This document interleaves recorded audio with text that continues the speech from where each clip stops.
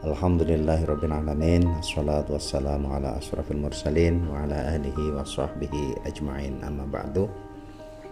Para pecinta ziarah wali, kali ini kita berziarah di makam Sunan Katong yang berada di Desa Protomulyo, Kecamatan Kaliwungu Selatan.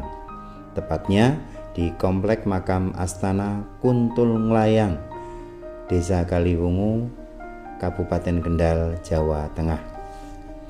Makam Sunan Katong tergolong bukan makam sembarangan, sebab makam yang terletak di perbukitan tersebut sekaligus menjadi peristirahatan terakhir para leluhur Kaliwungu atau para adipati dan keturunan Pangeran Juminah pada zaman Kerajaan Mataram Islam.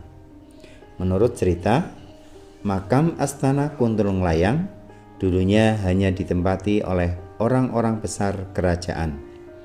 Beberapa leluhur Mataram Islam keturunan Panembahan Juminah yang dimakamkan di Astana Kuntul Nglayang antara lain Panembahan Juminah, putra Panembahan Senopati Sutawijaya, dan Kanjeng Raden Tumenggung Ronggo Hadimenggolo I, Bupati Kaliwungu.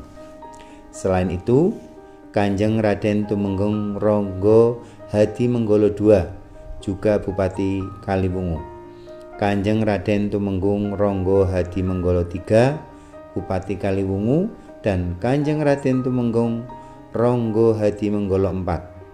Ada juga Kanjeng Raden Tumenggung Ronggo Ronodiwiryo, Bupati Batang, Kanjeng Raden Tumenggung Hadinegoro, Bupati Kaliwungu dan Demak, dan Kanjeng Raden Tumenggung Sumodiwiryo, Bupati Kaliwungu.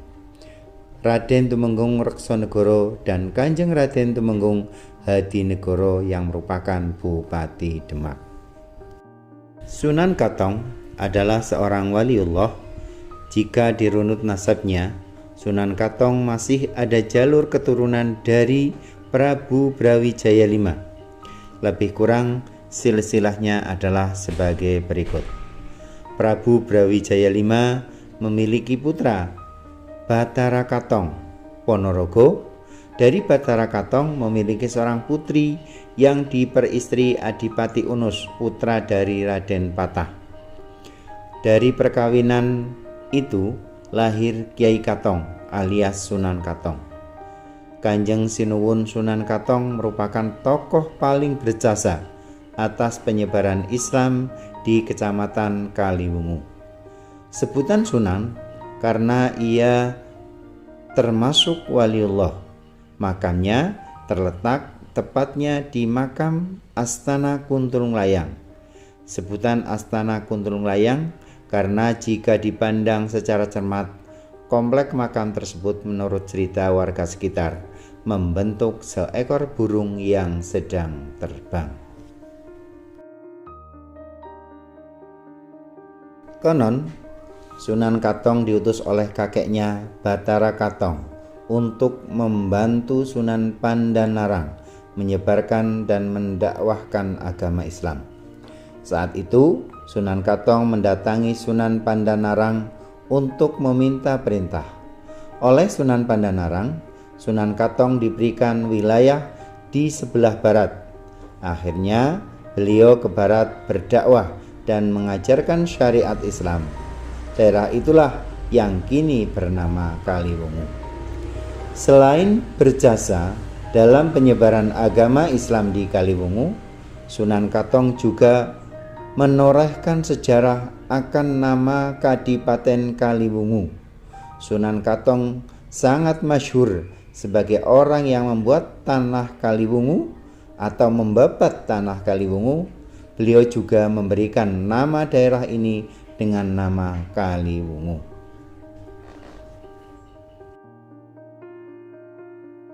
Asal-usul penamaan Kaliwungu ada banyak cerita. Pertama, yakni saat Sunan Katong beristirahat di tepi Sungai Sairan. Disitulah terlihat banyak pohon wungu yang mengarah ke sungai. Saat itulah dicetuskan nama Kaliwungu. Cerita lain, adanya kisah tentang pertikaian antara Sunan Katong dengan Pakuwojo. Diceritakan suatu ketika Sunan Katong dan rombongannya sampai di Kaliwungu.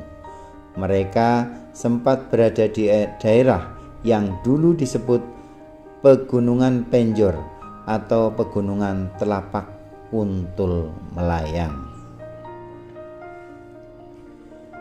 Wali Joko, seorang ulama penyebar agama Islam, murid Sunan Kalijaga dan Kiai Gembyang juga ada dalam rombongan ini. Sepanjang perjalanan mereka, gak ada hambatan berarti yang menghadang. Namun, memasuki wilayah barat, ada seorang tokoh yang mempersulit mereka. Konon, sosok itu dikenal dengan nama Suramenggala atau Empu Pakuwojo. Dia ahli pembuat pusaka yang dulunya merupakan petinggi kadipaten di bawah kerajaan Majapahit. Sunan Katong dan Empu Pakuwaja bersitegang. Kemudian Pakuwojo menyerukan kalimat untuk menantang Sunan Katong. Pakuwaja bertaruh jika Sunan Katong mampu mengalahkannya, dia bersedia memeluk Islam dan menjadi murid Sunan Katong. Dua tokoh dengan kekuatan hebat itu pun bertarung habis-habisan. Diselingi dengan adu kekuatan batin, pertarungan mereka enggak mudah untuk diikuti oleh mata awam. Keduanya saling mengejar selama berjam-jam. Arena pertarungan meluas hingga di darat dan di air. Selama pertarungan tersebut, Pakuwojo tidak bisa menang. Lama-lama, dia pun berniat untuk bersembunyi agar bisa berhenti dari pertarungan. Ada sebuah pohon besar yang berlubang yang dijadikan tempat persembunyian olehnya. Sunan Katong dengan kesaktiannya menemukan Pakuwaja. Pakuwaja menyerah dan kemudian memenuhi janjinya. Dia masuk agama Islam dan menjadi santri Sunan Katong.